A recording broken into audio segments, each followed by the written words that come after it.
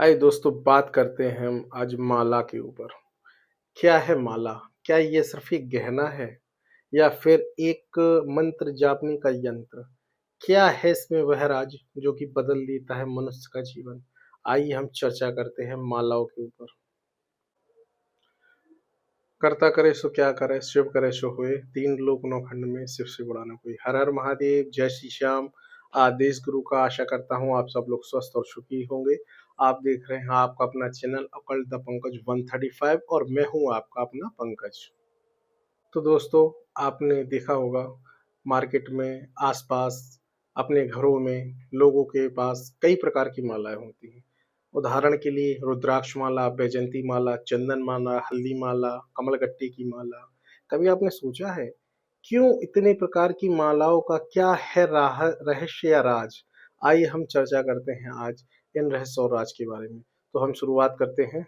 तो दोस्तों आज मैं आपको सबसे बड़ा रहस्य बताता हूँ माला के बारे में। आपने कभी ये ध्यान दिया है कि माला की जो मनके यानी दाने होते हैं वह कितने होते हैं? आप गिनिएगा और जानिएगा। मैं आपको बताता हूँ उनकी टोटल संख्या होती है 108। क्यों होती है 108? इसका क्या है राज? आइए मैं बताता हूँ आपको इसका राज। क्योंकि हमारी जो कुंडली होती है उसमें 12 घर होते हैं और जिसके 9 ग्रह स्वामी होते हैं और हमारे जो नक्षत्र होते हैं उनकी 27 नक्षत्र होते हैं और हर नक्षत्र के 4 चरण होते हैं। तो अगर आप 27 को 4 से गुना करेंगे तो आप 108 पाएंगे। यानी आपकी जो माला है उसके 108 दाने आपके हर एक उस चरण को छूते हैं जो कि आपके 27 नक्षत्रों से होते हैं। तो अब आप समझ गए होंगे यह कोई एक आम माला नहीं होती है, यह वह यंत्र या एक विधि है जिससे कि आप अपनी शारीरिक, मानसिक और भौतिक जीवन की दशा को बदल सकते हैं। आइए हम चर्चा करते हैं रुद्राक्ष से। हमने कहा था कि सबसे पहले जो हमारी माला है वह रुद्राक्ष है और रुद्राक्ष मालाओं में सबसे चमत्कारिक और सबसे पावरफुल होती है क्योंकि ये उसके स्वामी हैं वह स्वयं शिव हैं और इस यह ऐसी माला होती है जो कि हर एक ग्रह को प्रदर्शित और प्रभावित करती है।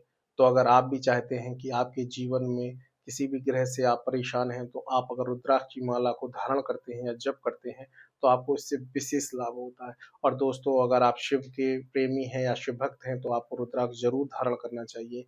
अगर आप कहीं किसी ने आपको अल्पायु या ऐसी कोई घटना बताई है जो आपके लिए घातक है, एक्सीडेंटल है, तो आप रुद्राक्ष की माला से महामृत्युंजय का जप करते हैं तो इन घटनाओं को थोड़ा कम कर। दूसरी माला हमारी है तुलसी की माला, जिसको वैष्णव लोग यूज करते हैं। जो प्रथम माला थी उसको रुद्राक्ष कहते हैं यानी रुद्राक्ष की माला, जिसको शैव लोग यूज करते हैं। वैष्णव यानी वह समुदाय या वह लोग जो विष्णु जी को मानते हैं, यानी कान्हा के और विष्णु जी के जो प्रेमी होते हैं वह विष्णु जी की माला को धारण करते हैं। और आपको मैं बताना चाहता हूँ कि अगर आपका बुध ग्रह पीड़ित होता है और आप अगर बुध ग्रह के लिए आप तुलसी की माला को धारण करते हैं तो यह आपको वह चमत्कारिक लाभ देगी जो कि आपने कभी सोचा ना होगा। और इसके जब से आप बुद्ध की स्थिति को, और बुद्ध कैसे भी खराब स्थिति में हो, अगर आप इससे मंत्र जाप और इसको धारण करते हैं तो आप इसका बहुत अच्छा फल। स्फटिक के बारे में बात करते हैं। इसके जो देवता हैं वो शुक्र हैं और उसकी जो माता हमारी आदि माता लक्ष्मी है। अगर आप स्फटिक की माला से जप करते हैं तो आप अपने जीवन में शुक्र को प्रधानता यानी अच्छा कर सकते हैं और धन वैभव को प्राप्त कर सकते हैं। चौथी माला हमारी चंदन की माला है। यह माला देवगुरु बृहस्पति को प्रदर्शित करती है और कहीं ना कहीं विष्णु जी से भी संबंध रखती है। यह हम आपको अध्यात्म में बढ़ने के लिए और मानसिक शीतलता को बढ़ाती है। अगर आपको भी अधिक क्रोध आता है तो आप इस माला को धारण करें और इसका जप से आप अपने ग्रहों को अच्छा करें। हमारी जो अगली माला है वह है कमलगट्टे की माला है। तो दोस्तों कमलगट्टा स्पेशली महालक्ष्मी के लिए प्रयोग हुआ किया जाता है।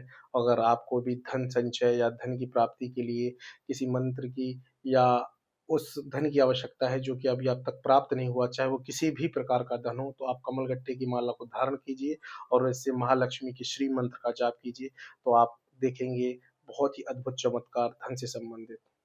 हमारी अगली माला हकीक की माला है जिसके स्वामी राहु या शनि है। अगर आप किसी भी प्रकार के तंत्र मंत्र या ऐसी शक्तियों से प्रभावित हैं, अगर आप इस माला को धारण करते हैं तो यह आपके शरीर पे पड़ने वाली उन नकारात्मकता शक्तियों को कम करती है और आपको देती है लाभ। और दोस्तों बुद्ध के लिए भी हकीक का प्रयोग किया जाता है, परंतु वह बुद्ध की किस ग्रह स्थिति में है वो देख कर धारण किया जाता है। आइए हम बात करते हैं अपनी अगली माला के बारे में, जो है मोती की माला। हमारी अगली जो माला है वह मोती की माला है और मोती के जो स्वामी हैं वह चंद्र हैं। और चंद्र आपको बताता हूँ अकेले मन के कारक ही नहीं, आपके जीवन में कैश फ्लो के भी कारक हैं। अगर आप भी चाहते हैं कि आपके जीवन में रुका हुआ धन या आपको धन की प्राप्ति नहीं हो रही है, तो आप मोती की माला को धारण करें और उससे जप करें महादेव का और चंद्रदेव का, तो आप अपने जीवन में रुके हुए धन की कैश फ्लो को जागृत कर सकते हैं। वैसे दोस्तों मालाएँ तो हमारी काफ़ी हैं, जैसे कि हल्दी की माला, मूँगे की माला और बैजंती माला। तो दोस्तों मैं आपको बताना चाहता हूँ कि हर माला अपने आप में बहुत ही विशेष होती है, परंतु समय के अभाव के कारण अभी मैं आपको इन्हीं मालाओं के बारे में बता रहा हूँ और भविष्य में आने वाली वीडियो में मैं और भी मालाओं के बारे में आपको जानकारी दूँगा। आशा करता हूँ यह वीडियो आपको बहुत अच्छी लगी होगी। हर हर महादेव, नमस्ते ऑल ऑफ यू।